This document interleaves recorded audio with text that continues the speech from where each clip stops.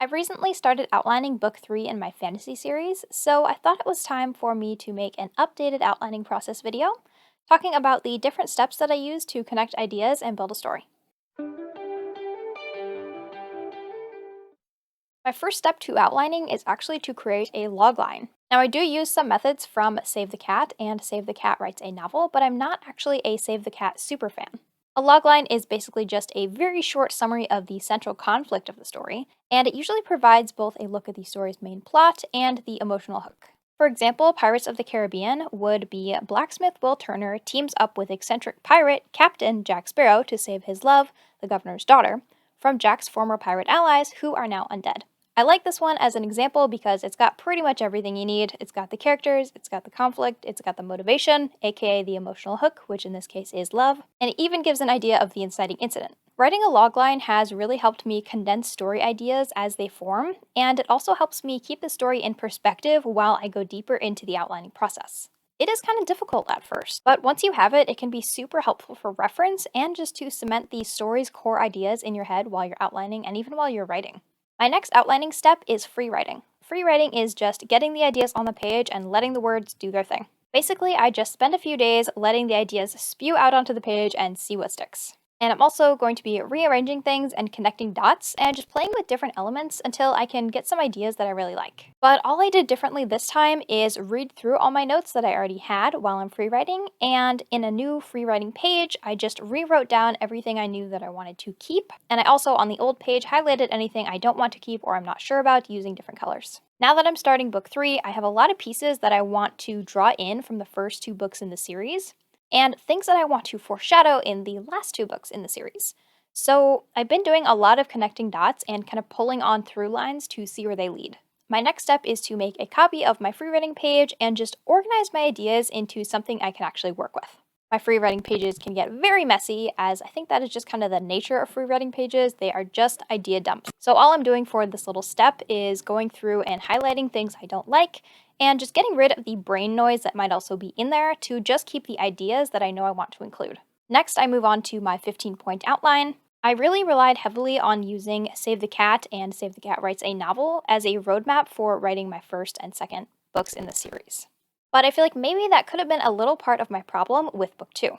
I mean, obviously it is on me for needing tons of rewrites, but I was trying, I think, too hard to stick to these ideas that I got stuck in driving the story in an unnatural direction. This topic will probably be a whole other video in the series, so do stay tuned for that. I am still using the beat sheet, as it's called in the book, or a 15-point outline from the original Save the Cat book, because I do find it really helpful in the outlining process for myself. I just have the points on the page and I try to work my ideas around them. So while I am just free writing, I find that when I'm bringing my free writing pieces into my 15-point outline or my beat sheet, I already kind of have them in this order of, okay, this is the inciting incident. Obviously that one's really easy, but this one is the bad guys close in and the all is lost. The points of the beat sheet or the 15-point outline aren't really that different from the basic 3-act structure that you'll find many places. They just give you a few more checkpoints in between and along the way, which is what I personally like about it. I am trying to make sure to take my characters' temperatures along the way, and especially at each of these kind of checkpoints, because something that I struggle with is making sure my characters are making choices that are true to who they are at that point in the story. So this time around, I am going to be way more careful that in the outlining process, I am hopefully going to avoid these kind of rewrites later on by checking in very carefully and making sure that as the story changes, my characters' choices also still align with who they are. My next step is going act by act. So now that I have my checkpoints in my 15-point outline, I can work on fleshing out each act individually. Each act of your story should have its own little mini arc within it, so this time I'm working on one act at a time to make sure I can really make that shine. So at this point, I'm making individual Scrivener pages for individual scenes, or at least for chunks of scenes. And I'm working from the biggest details down to the smaller ones. So I'm taking my story beats and breaking them down into smaller, more digestible pieces, and then trying to figure out what needs to happen to get from one checkpoint to the next and from one piece of a checkpoint to the next. Pretty much, how do I move from point A to point B seamlessly? And of course, as I'm working on this, I am still very much taking ideas from my free writing and seeing how I can fit it into what I've created and connect dots. Also here, I'm working on a lot of my foreshadowing and what concepts I want to get across to the reader. I want to figure out not only the purpose of these events to the story, but also to the characters and their development, like how the events push them to make the choices that they make later on. My last outlining step is going scene by scene, getting into the details of each scene that I'm going to write. I am just trying to work from the biggest details down to the smaller ones and trying to tie all the pieces up together. So when I start working scene by scene, I want to first get the purpose of each scene. I feel like I can't really write a scene until I know the purpose of it to the story and characters on kind of a larger level. Something else I'm doing at this stage is working on the timeline of my scenes, so figuring out what time and day each scene takes place during. This was pretty complicated for me to do in book 2 because I had 2 separate stories going on at once, and there were different time jumps between them. Eventually, they merged into one story by the end of the book, so I had to make everything line up. And of course, after the rewrites, that changed again, so I had to redo a lot of it. But at least book 3 looks like it's going to be a little more straightforward when it comes to the timeline of the story, so that's good news for me. And lastly, I'll talk about what outlining things I'm doing differently for this book compared to the last one. You might have noticed the lack of character sheets in this whole video so far. I have used them in the past during my outlining process, but this time around, it is something that I'm doing differently. For the first book in the series, I had pretty complicated character sheets that were, I think, 2 or 3 pages per character. And then for the second book, I had much more minimal character sheets, but only for the main characters. Now, I did use them for book 2 during the outlining phase, but I found that after outlining, I didn't use them very much. I think, again, because this is now book 3, I have a series binder, or a series Bible as some people call it, with all of the characters' information already in it.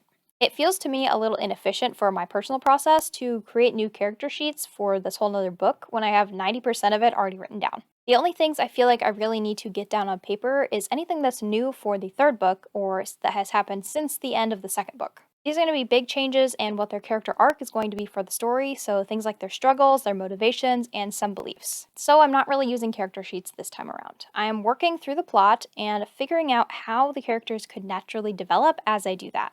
Other than that, I'm relying on my series binder for continuity. I am still asking myself the basic questions that I did last time though. These are going to be things like, what is their problem and why haven't they solved it? What are their wants and needs? What do they think they need? And what do they actually need to learn?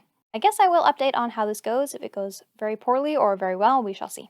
There's 2 other things that I am doing differently with this outlining process. One is not using event chains, as I called them last time. Last time I used a planning method called event chains. This is just where I wrote out all the steps needed to get characters from one point to the next, working backwards from the ending. Though I feel like I haven't completely gotten rid of this process, as I've kind of just worked it into outlining the acts individually. So I feel like I have this base covered, I'm just doing it in kind of a different way. The last different thing that I'm doing is using Scrivener. The last book that I wrote, I outlined using Word and Excel together, which worked good enough, but I felt like I was missing some functionality that Scrivener has, and that could save me some time and confusion by having everything in one place and using a program that is specifically made for novel creation. There are still some features that I think would be really helpful in Scrivener for outlining that they just don't have, so I'm always on the lookout for better options, but for now Scrivener is working pretty well to fit my writing needs. If you'd like to dive into the world of Alexia, you can check out both Age of the Gods and The Legend of Mendai, which are free short stories I'll have linked down below.